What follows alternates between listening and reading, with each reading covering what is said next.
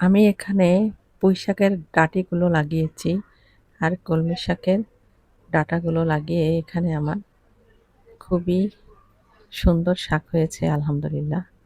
আপনারাও এভাবে লাগিয়ে টবে পুঁইশাক কলমি শাক খেতে পারেন। এই তো আমার কলমি শাকগুলো দেখতে খুবই সুন্দর হয়েছে।